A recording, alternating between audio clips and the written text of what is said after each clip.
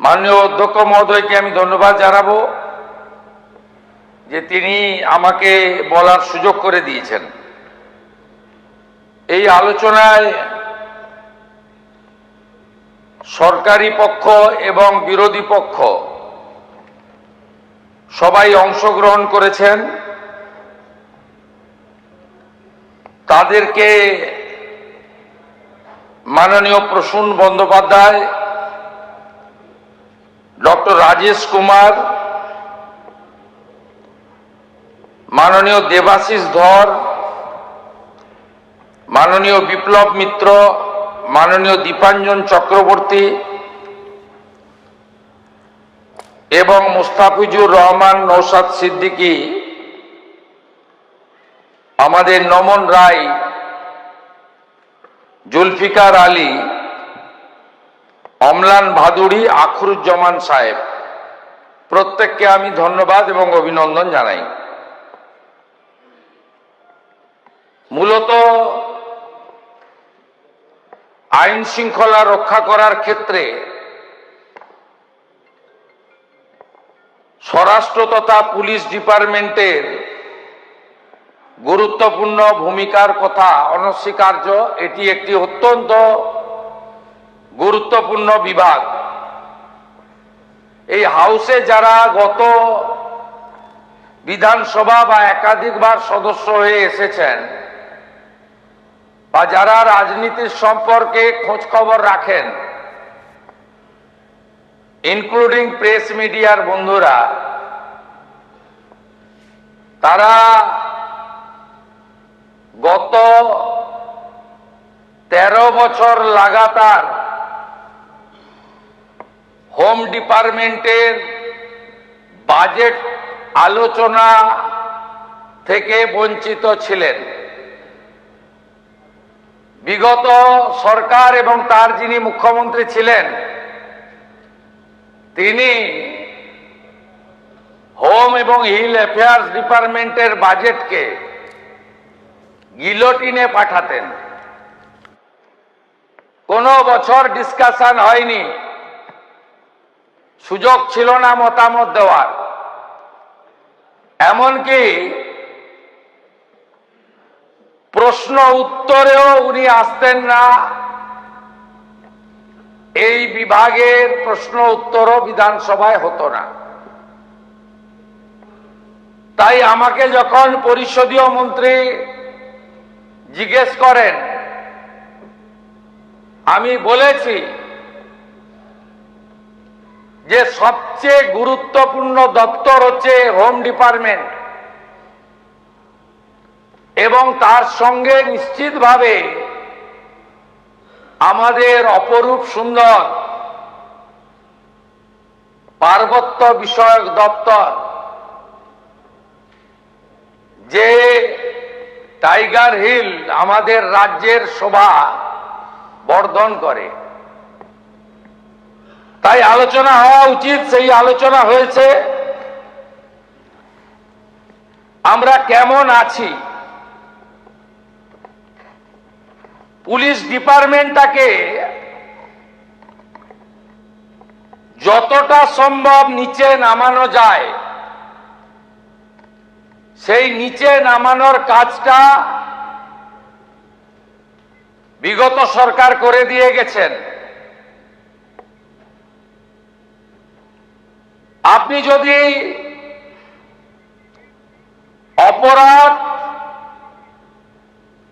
অপরাধের first information রিপোর্টকে record করা, তার ভিত্তিতে অ্যাকশন নেওয়া এবং চার্জশিটেড করে কনভিকশন করানো, এখানে যেমন জুডিশিয়ারির পার্ট রয়েছে, কিন্তু মূল ভূমিকাটা রয়েছে পুলিশের, ইনভেস্টিগেটিং এজেন্সির এবং ইনভেস্টিগেটিং অফিসারের। আপনারা শুনলে অবাক হয়ে যাবেন, এরা দেশের সংবিধানকে ভারতবর্ষের পার্লামেন্টের আপার এবং লোয়ার দুটো হাউসকে সবচেয়ে বড় মহামহিম রাষ্ট্রপতি মহোদয়কে মানে না। গোটা দেশে ব্রিটিশের আইন চলতো, সিআরপিসি, আইপিসি। স্বাধীনোত্তর ভারতে সিআরপিসি, আইপিসি হয়নি, ব্রিটিশের তৈরি আইন। স্বাধীনতার পরে সরকার এসেছে গেছে, কেউ ভাবেনি মাননীয় প্রধানমন্ত্রী নরেন্দ্র মোদীজির মার্গদর্শনে কেন্দ্রীয় স্বরাষ্ট্রমন্ত্রী, শক্তিশালী স্বরাষ্ট্রমন্ত্রী অমিত শাহজি দীর্ঘ এক্সারসাইজ করেছেন। একদিনের আলোচনা নয়, 2019 সাল থেকে 2023 গোটা দেশে সাজেশন, শুনানি, স্টেক হোল্ডারদের সঙ্গে কথা বলা, বারগুলো থেকে ওপিনিয়ন নেওয়া, সব সেক্টরের সঙ্গে কথা বলে 2024-এ ভারতীয় ন্যায় সংহিতা এনেছিলেন, কার্যকর করেছিলেন। আমরা আসার আগে পর্যন্ত পশ্চিমবঙ্গে ভারতীয় ন্যায় সংহিতা চালু করেনি। আমরা তো অবাক হয়ে গেছি, এমন একটি সরকার ছিল যে সরকার দেশের সংবিধানকে মানেনি। রাষ্ট্রপতি মহোদয়ের অনুমোদনে যে আইন রুলে পরিণত হয়েছিল তাকে মানেনি। আমরা বিএনএস চালু করেছি। ভারতীয় ন্যায় সংহিতা চালু হওয়ার পরে আমরা গত দুদিন ধরে, গত সপ্তাহে শনি রবি, ভারতের যশস্বী স্বরাষ্ট্রমন্ত্রী অমিত শাহজির পৌরোহিত্যে, আমার উপস্থিতিতে কেন্দ্র রাজ্যের সমস্ত ল এনফোর্সমেন্ট এজেন্সি, ভারত সরকারের স্বরাষ্ট্র সচিব থেকে রাজ্যের মুখ্য সচিব,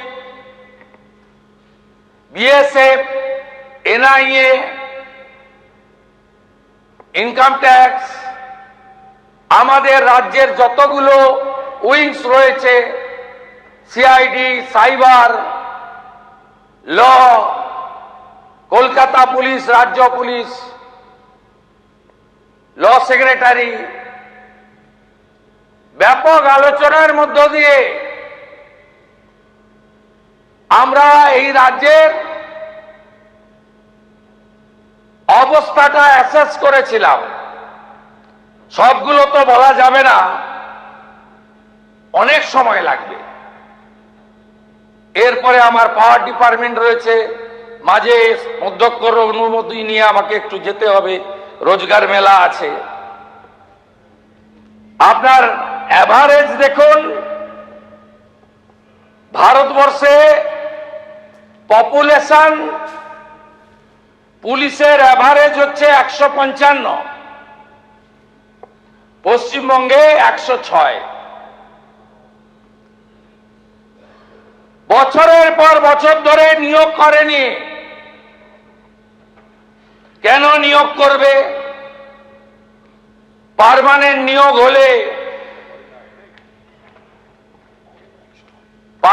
নিয়োগ হলে পুলিশ কথা শুনবে না, ক্যাডার হবে না। তাই সিভিক ভলেন্টিয়ার, যে সিভিক ভলেন্টিয়াররা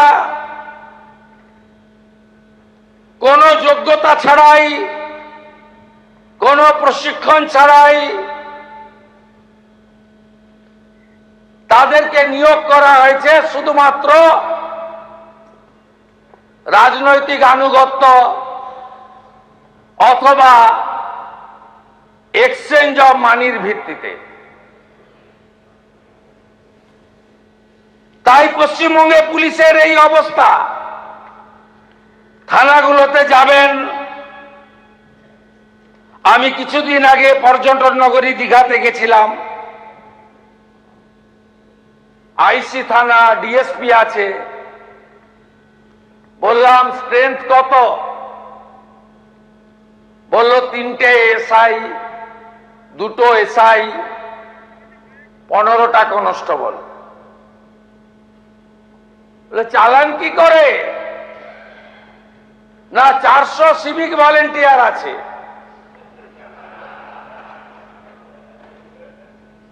আপনি যেদিকে তাকাবেন অন্ধকার। ভ্যাকেন্সি দেখুন,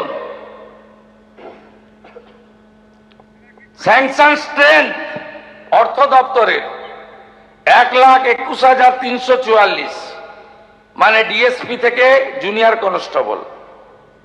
ভ্যাকেন্সি কত? 43,073।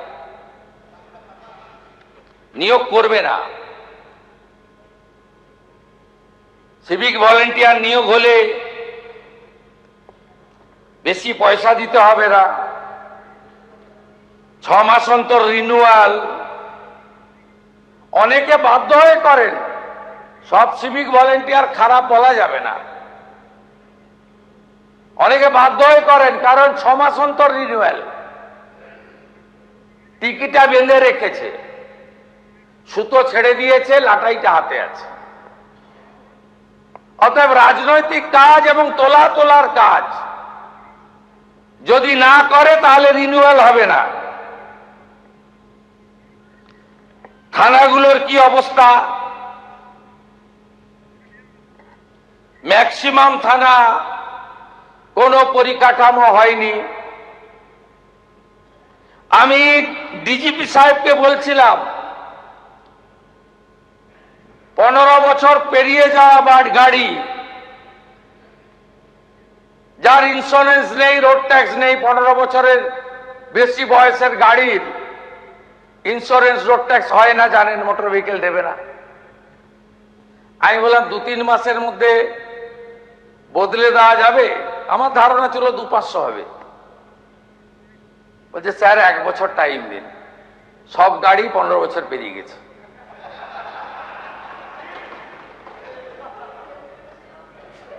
যে কটা কনস্টেবল আছে তাদের না আছে ব্যারাক, না আছে তাদের খাওয়ার জন্য কিচেনের ব্যবস্থা। তারপরে তো ডিএ নাই, পে কমিশন নাই, বদলি নীতি নাই, ডাটা এন্ট্রি অপারেটর নেই। আধুনিক মডার্ন পুলিশ সিস্টেম কলকাতা পুলিশের কিছুটা আছে, বাকি রাজ্যের ভয়াবহ চিত্র। দাঁড় করাবেন কি করে? সবই জিরো। আর যা যা কাণ্ড করলেন,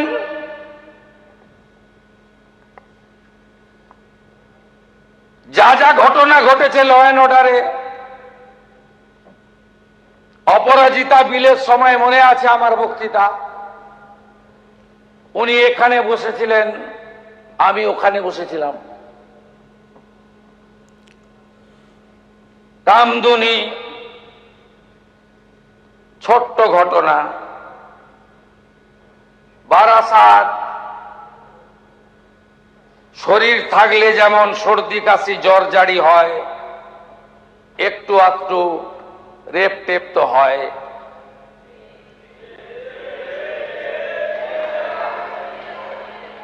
কাকদ্বীপের ঘটনা,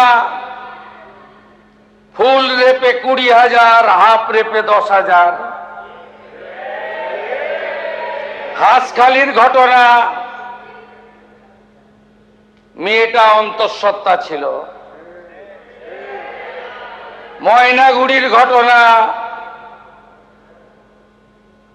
লাভ অ্যাফেয়ার্স। আরজি কর, ওর বাবা মা চাইলে তো 10 লাখ দিতেই পারি। এই তো ছিল নারী নিরাপত্তা। আর নিরাপত্তা কিভাবে দিতে হয়, ঘটনা ঘটতে পারে